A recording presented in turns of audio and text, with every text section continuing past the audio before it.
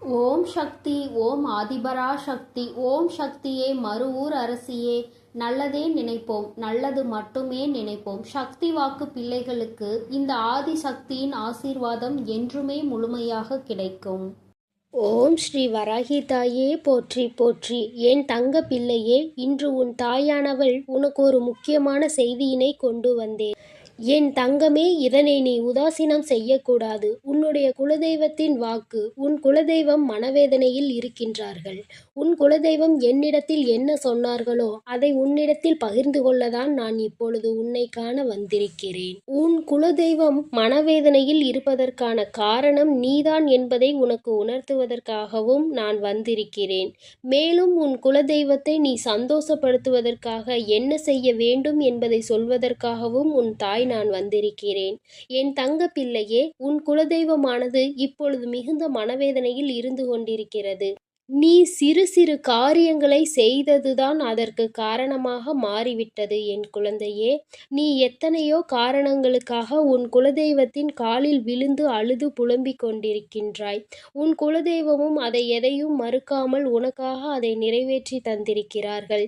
இப்பொழுது சில காலங்களாக நீ அவர்களை காண செல்வதில்லை என்பதுதான் அவர்களுக்கு இப்போது மனவேதனையாக இருக்கிறது. என் குழந்தை என்னை காண வரவில்லை, என் குழந்தைக்கு நான் எந்த குறையும் வைக்கவில்லையே, அப்படி இருந்தும் என் குழந்தை என்னை பார்க்காமல் இருப்பதற்கு என்ன காரணம் என்று எனக்கு தெரியவில்லையே என்று அவர்கள் என்னிடத்தில் மனவேதனை பட்டார்கள். என் தங்கமே, நீ நன்றாக ஒன்றை புரிந்து கொள். உனக்காக எத்தனை தெய்வங்கள் இருந்தாலும் உன் குலதெய்வம்தான் உன் குலத்தை காக்கின்ற தெய்வம். உன் குலதெய்வத்தினுடைய வேதனையில் நியாயம் இருக்கின்றது. என் குழந்தையான நீ பல நாட்களாகவே உன் இஷ்ட தெய்வங்களை கும்பிட்டு கொண்டு உன்னுடைய கஷ்டங்களை எல்லாம் உன் இஷ்ட தெய்வத்திடம் சொல்லிவிட்டு உன் குலதெய்வத்தை நாடிச் செல்லாமல் இருந்து விடுகிறாய். அதற்காக நீ அவர்களை நினைக்கவில்லை என்று நான் சொல்லவில்லை. ஆனாலும் அவர்களுடைய ஞாபகம் உனக்கு குறைந்து கொண்டே வந்து கொண்டிருக்கிறது என் அன்பு பிள்ளையே. உன் அம்மாவின் வாக்கில் உண்மை இல்லை என்றால் நீ இப்பொழுதே சொல். உன் குலதெய்வம் என்னிடத்தில் சொன்னதை தான் நான் உன்னிடத்தில் பகிர்ந்து கொண்டிருக்கிறேன். என் அன்பு குழந்தையே, உன் குலதெய்வத்தின் மிகப்பெரிய கஷ்டமெல்லாம் நீ இப்பொழுதெல்லாம் அவர்களை முன்பு போல் காண வருவது இல்லை என்பது மட்டுமல்லாமல் உனக்கு என்ன பிரச்சனை இருந்தாலும் நீ அவர்களை தேடவில்லை என்பதுதான். என் அன்பு குழந்தையே, நிச்சயமாக உனக்கு எத்தனை கஷ்டங்கள் இருந்தாலும் சரி, உனக்கு எத்தனை சந்தோஷமான விஷயங்கள் நடந்தாலும் சரி,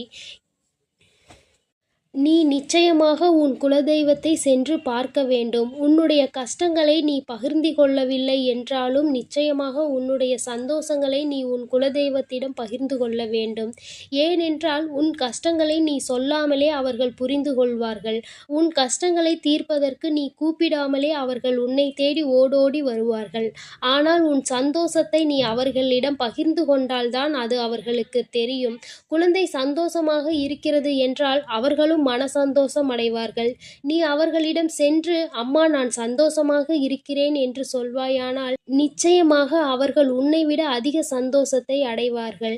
என் தங்கமே, உன் குலதெய்வம் யாராக இருந்தாலும் சரி, அவர்கள் உனக்கு மட்டுமே தெய்வமாக இருப்பவர்கள். உன்னுடைய குலத்திற்கு மட்டுமே அவர்கள் தெய்வமாக இருப்பார்கள். ஆனால் உன்னுடைய இஷ்ட தெய்வம் அப்படி கிடையாது. யார் வேண்டுமானாலும் உன்னுடைய இஷ்ட தெய்வத்தை வணங்கலாம். ஆனால் என் குழந்தையான நீ அதை புரிந்து கொள்ளாமல் இஷ்ட தெய்வம் என்று ஒன்று கிடைத்தவுடன் நீ உன் குலதெய்வத்தை ஒதுக்கி வைப்பதில் எந்த நியாயமும் கிடையாது. நீ அவர்களை அடிக்கடி சென்று பார்க்க வேண்டும். நீ அவர்களுக்கு செய்ய வேண்டிய கடமைகளை எல்லாம் நிச்சயமாக செய்ய வேண்டும். நீ அவர்களுக்கு பெரிதாக ஏதாவது செய்ய வேண்டும் என்று அவர்கள் விரும்பவில்லை. அவர்களுக்காக நீ விளக்கு போட வேண்டும் என்றுதான் அவர்கள் விரும்புகிறார்கள். என் குழந்தைகளிடம் நான் ஒருபோதும் இதை செய் அதை செய் என்று கேட்பது கிடையாது. அவர்களுடைய கஷ்டங்களை எல்லாம் நான் எப்பொழுதுமே நீக்கி தந்து கொண்டிருக்கின்றேன். ஆனால் இப்பொழுது எல்லாம் என் குழந்தை என் மீது அதிக நாட்டம் கொள்ளாமல் இருக்கிறதே என்றுதான் அவர்கள் மனவேதனை அடைகிறார்கள். என் தங்கமே, இப்பொழுது அவர்களை திருப்திப்படுத்த நிச்சயமாக உன்னால் பெரிதாக அவர்களுக்கு ஏதேனும் செய்ய இயலவில்லை என்றாலும் அவர்களை சென்று வணங்கி அவர்களின் முன்னால் ஒரு தீபத்தையாவது ஏற்றிவிட்டு வா. என் தங்க பிள்ளையே, உன் வேண்டுதல்கள் எல்லாம் உன் குலதெய்வத்தை தாண்டிதான் உன் வராகியிடம் வரும் என்பதை மறந்து விடாதே. எப்பொழுதுமே நானும் உன்னுடைய குலதெய்வமும் தான் உன்னுடைய கஷ்டங்களையும் உன்னுடைய வேதனைகளையும் தீர்த்து வைக்கிறோம். அவர்களால் செய்ய முடியாத விஷயங்களை அவர்கள் என்னிடத்தில் சொல்லிதான் நான் உனக்காக அதை செய்து கொடுக்கிறேன் என்பதை நீ மறந்து விடாதே. என் குழந்தையே, உனக்கு எத்தனை வேண்டுதல்கள் இருந்தாலும் உனக்கு எத்தனை ஆபத்துகள் இருந்தாலும் முதலில் உனக்காக உன்னை காக்க ஓடி வருவது உன் குலதெய்வம்தான். இதில் எந்த மாற்று கருத்தும் எந்த மாற்று கருத்துகளையும் யாராலும் தெரிவிக்க முடியாது. அதற்காக தானே முதலில் ஒவ்வொரு குலத்திற்கும் ஒரு குலதெய்வம் என அமைந்திருக்கிறது. அதன் பிறகுதானே நீ உன் இஷ்ட தெய்வத்திடம் சொல்ல முடியும்.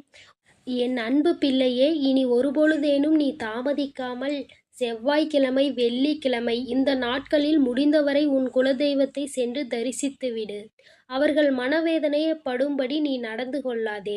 உன் தாயானவள் நான் சொல்லும் அர்த்தங்கள் அனைத்தும் உனக்கு புரிந்திருக்கும் என்றுதான் நான் நினைக்கிறேன். எப்பொழுதுமே உனக்கு துணையாக இருப்பவர்கள் உன்னை ஒருபோதும் கைவிட மாட்டார்கள். நீ என் மீது வைத்திருக்கும் அதிக பற்றின் காரணமாக உன்னுடைய குலதெய்வத்தை கண்டும் காணாமல் சென்றுவிடக் கூடாது என்பதற்காகத்தான் உனக்கு இவ்வளவையும் எடுத்துரைக்கிறேன். என் தங்க பிள்ளையே, உன்னுடைய இஷ்ட தெய்வம் யாராக வேண்டுமானாலும் இருக்கலாம். நீ அவர்களுக்கு கொடுக்கும் முன்னுரிமையை உன் குலதெய்வத்திற்கு கொடுத்த பிறகுதான் அவர்களுக்கு கொடுக்க வேண்டும் என்றுதான் அம்மா உனக்கு அறிவுரைகளை வழங்குகிறேன். என் தங்கமே, உன்னுடைய இல்லத்தில் எப்பொழுதுமே உன் குலதெய்வம் வாசம் செய்து கொண்டு இருக்கிறார்கள். அப்படி இருக்கும் பொழுது நீ செய்ய ஆரம்பிக்கின்ற காரியங்கள் எதுவாக இருந்தாலும் முதலில் நீ அவர்களிடம்தான் ஆசியை பெற்று செல்ல வேண்டும். அவர்களுடைய ஆசீர்வாதங்கள் நிச்சயமாக நீ நினைத்த காரியத்தில் உனக்கு வெற்றியை தந்துவிடும். நீ அவர்களை வணங்கிவிட்டு நீ மற்ற தெய்வங்களை சென்று வணங்கலாம் என்றுதான் அம்மா உனக்கு சொல்கிறேன்.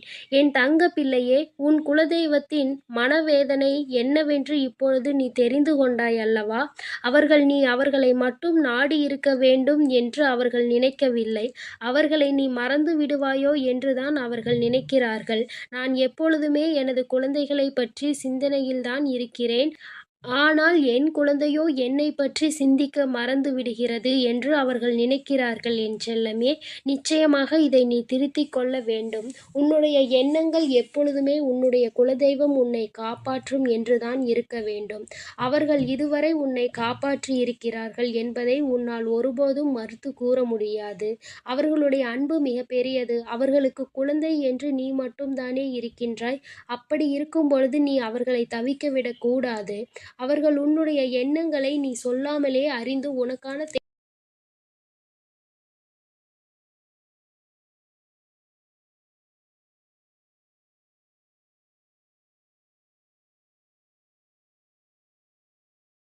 வேண்டியதை எல்லாம் செய்துவிட்டு என்னிடம் சொல். நிச்சயமாக உன் தாயானவள் வராகி அம்மா மனம் குளிர்ந்து விடுவேன். என் குழந்தை, உன் குலதெய்வத்தின் வாக்கினை நீ என்னிடத்தில் இருந்து கேட்டதற்கு நான் மிகுந்த சந்தோஷம் அடைகிறேன். என் தங்கமே, நீ நிச்சயமாக இனி இதை செய்வாய் என்பதை நான் மனதார நம்புகிறேன். உன் வராகி அம்மா ஆனவள் எப்பொழுதும் நான் உன்னோடுதான் இருக்கிறேன் என்பதை நீ மறந்து விடாதே. உன் குலதெய்வமும் எப்போதும் உன்னோடுதான் இருக்கிறது என்பதையும் நீ மறக்கக்கூடாது. என் குழந்தை, இப்பொழுது உன் தாயின் வாக்கை கேட்டு இதிலிருந்து நீ அனைத்தையும் புரிந்து கொண்டிருப்பாய் என்பதை நான் நம்புகிறேன். சில நேரங்களில் உன் குலதெய்வத்திடம் இருந்து அவர்களின் ஆசீர்வாதங்களை நீ முழுமையாக பெற்றுக்கொள்ள வேண்டும். அவர்களிடத்தில் இருந்து நீ ஆசீர்வாதங்களை பெற்றுக்கொண்டாலே உன் தாயான வராகியிடம் இருந்து நீ ஆசீர்வாதங்களை பெற்றதற்கு தான் சமம். என் தங்க பிள்ளைக்கு இந்த வராகியின் ஆசீர்வாதங்கள் எப்பொழுதும் உண்டு. என் செல்ல குழந்தையே, அதனால் நீ ஒருபோதும் கவலைப்படாதே, ஒருபோதும் மனவேதனைப்படாதே. நல்லதே நினை. உனக்கு நான் நல்லதை மட்டுமே நான் நடத்தி கொடுக்கிறேன். நல்லதே நினைப்போம், நல்லதே விதைப்போம். அம்மன் அருள்வாக்கு குழந்தைகளுக்கு இந்த அம்மன் தாயின் ஆசீர்வாதங்கள் எப்பொழுதுமே முழுமையாக கிடைக்கும். பிள்ளையே, இன்று உன் வராகி அம்மா என்னுடைய வாக்கினை தர வரவில்லை. மாறாக உன்னுடைய குலதெய்வத்தின் வாக்கு ஒன்றினை கொண்டு வந்திருக்கிறேன். நான் கொண்டு வந்திருக்கிறேன் என்றால் அதற்கு ஒரு காரணம் இருக்கிறதல்லவா? அதை உன்னால் புரிந்து கொள்ள முடியும் அல்லவா? என் தங்கமே, உன்னுடைய குலதெய்வத்திற்கு உன்னுடைய குடும்பத்தில் இருக்கின்ற ஒரு நபரின் மீது அதிருப்தி ஏற்பட்டிருக்கிறது. அந்த அதிருப்தியானது இன்று உன்னிடத்தில் பேச வேண்டும் என்று அவர்களை தூண்டி இருக்கிறது. எல்லாவற்றிற்கும் ஒரு மிகப்பெரிய காரணம் ஒன்று இருக்கிறது. அதற்கு காரணம் என்ன தெரியுமா? உன்னுடைய குலதெய்வத்தின் மனதில் இருக்கின்ற அந்த நீங்காத வேதனைதான். நம் குலத்தில் இருக்கிறவர்களே இது போன்று செய்கிறார்களே என்று மிகுந்த மனவேதனையில் இருந்து கொண்டிருக்கிறார்கள். என் தங்கமே, உன்னுடைய மனதிற்குள் இப்பொழுது என்னென்ன எண்ணங்கள் ஓடுகிறது என்பதையெல்லாம் புரிந்து கொள்ள முடிகிறது. என் குலத்தில் அப்படி யார் இப்படிப்பட்ட ஒரு சூழ்நிலையை உருவாக்கி இருக்கிறார்கள்? குலதெய்வத்திற்கே அவர்கள் மீது வெறுப்பு வருகிறதே என்றால் அப்படி என்ன நடந்துவிட்டது என்று நீ நினைக்கிறாய்? என் தங்கமே, இதை நீ உன் குலதெய்வத்தின் வாயாலே கேட்டுக்கொள். இப்பொழுது இந்த வராகி உன்னுடைய குலதெய்வத்தின் வாக்கினை அப்படியே சொல்கிறேன். அவர்கள் என்னிடத்தில் என்ன சொன்னார்கள் அதை நான் உன்னிடத்தில் அப்படியே சொல்லி தெரிவிக்கிறேன். என்னவென்பதை நீ முழுமையாக புரிந்து கொண்டால் போதும். உனக்கு என்ன நடந்தது, எதனால் இப்பொழுது இப்படி நடக்கிறது என்பதை தெரிந்து கொள்வாய். என் தங்கமே, இதோ உன் குலதெய்வம் சொல்வதை நீ முழுமையாக கேள். என் தங்கமே, நான் தான் உன்னுடைய குலதெய்வம். என்னுடைய குலத்தில் இருக்கின்ற எல்லா குழந்தைகளையும் நான் ஒன்று போலதான் பார்க்கிறேன். அதுபோல அவர்களும் எல்லோருக்கும் ஒற்றுமையாக தான் இருப்பார்கள் என்று நான் என்னாலும் நினைத்து கொண்டிருக்கின்றேன். நான் இங்கே பாடுபடுவது என்னுடைய குலத்தில் இருக்கின்ற எல்லா குழந்தைகளும் சந்தோஷமாக இருக்க வேண்டும். அவர்கள் எப்பொழுதும் ஒற்றுமையாக இருந்து இந்த குலத்தை நல்லபடியாக வழிநடத்த வேண்டும். எனக்கு பூஜைகளை செய்யும் பொழுதெல்லாம் இவர்கள் ஒற்றுமையாக நின்று கொண்டிருக்க வேண்டும் என்றுதான் நான் நினைக்கிறேன். ஆனால் இவர்களோ இப்பொழுது என்ன செய்து கொண்டிருக்கிறார்கள் தெரியுமா? என் பிள்ளை, உனக்கு இந்த விஷயம் தெரிந்திருக்க வாய்ப்பில்லை. ஏனென்றால் அவர்கள் என்னிடத்தில் வந்து சொன்ன விஷயம் எனக்கு தானே தெரியும். என் பிள்ளை, உன்னை பற்றி அவர்கள் என்ன சொன்னார்கள் என்பதை நான் மட்டும்தான் அறிவேன். அது எத்தனை பெரிய தவறான விஷயம் என்பதை உனக்கு தெரிந்த பிறகு இப்பொழுது அவர்கள் மீது நான் மிகப்பெரிய வெறுப்பில் இருந்து கொண்டிருக்கிறேன். என் குழந்தையே, மிக பெரிய துரோகத்தை உனக்கு செய்ய வேண்டும் என்று என்னிடம் வந்து கேட்கின்றார்கள். நீ என்னுடைய குலசாமி அல்லவா?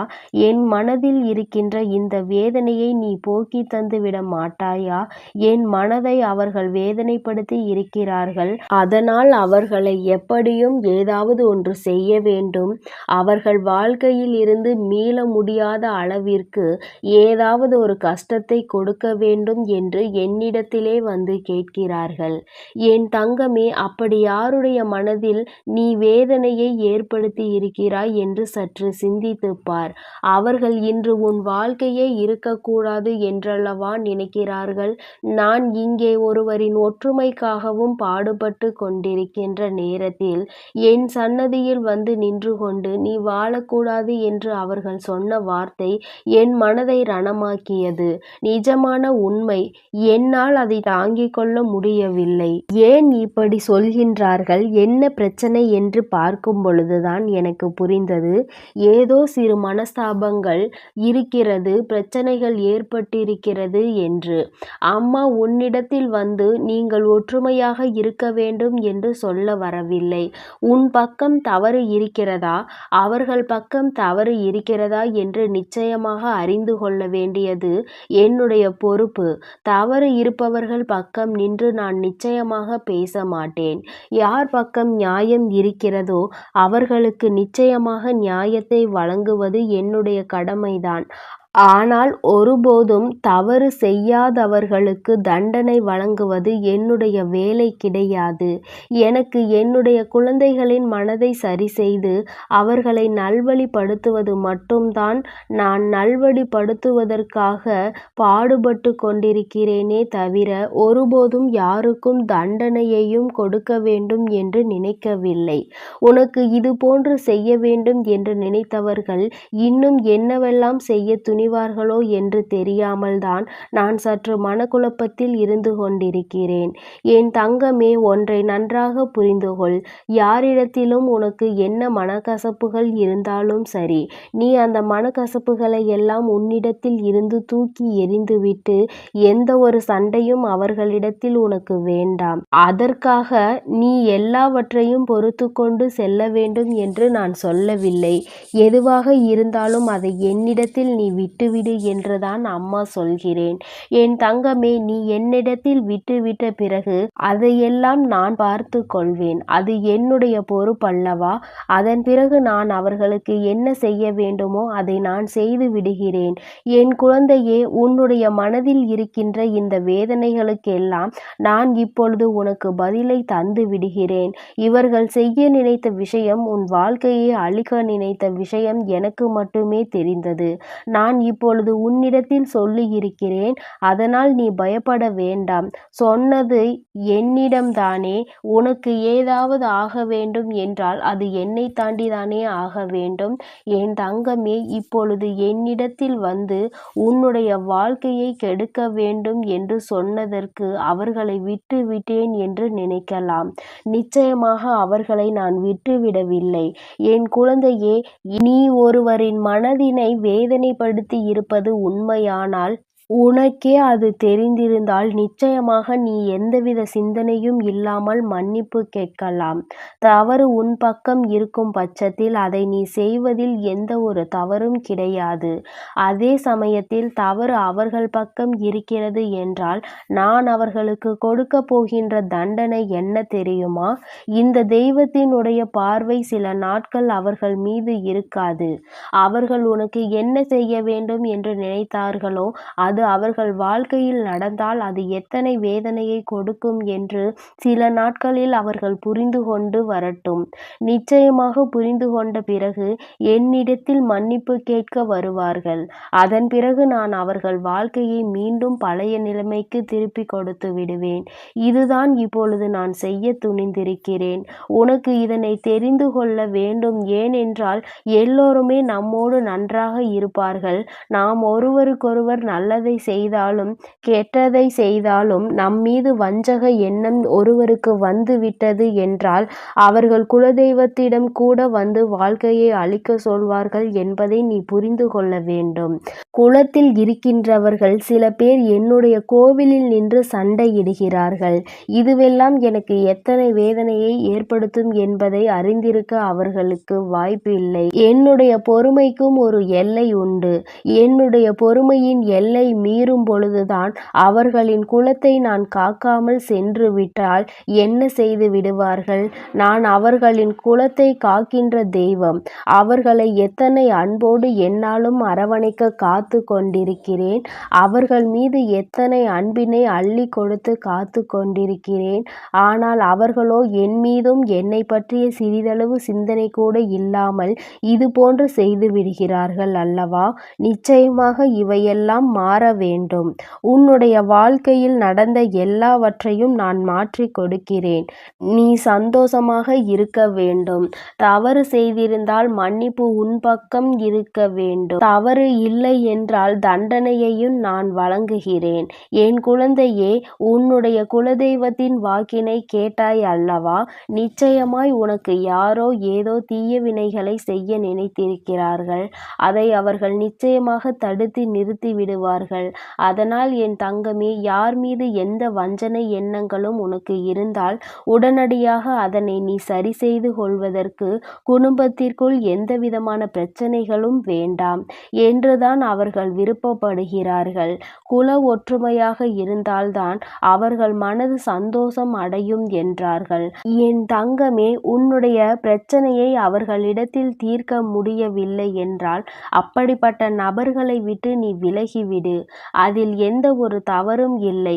மன்னிக்கக்கூடிய காரியமாக இருந்தால் மன்னித்து ஏற்றுக்கொள் என்றுதான் கேட்கின்றார்கள். என் அன்பு குழந்தையே, உனக்கு இந்த குலதெய்வத்தினுடைய ஆசீர்வாதமும் உன் வராகி அம்மாவினுடைய ஆசீர்வாதங்களும் எப்பொழுதும் முழுமையாக இருக்கும். அதனால் இது போன்ற காரியங்களிலிருந்து நீ எப்பொழுதும் விலகி இருக்கப்பார். என் தங்கமே, நீ எதற்காகவும் கலங்காதே, எதை நினைத்தும் வருந்தாதே.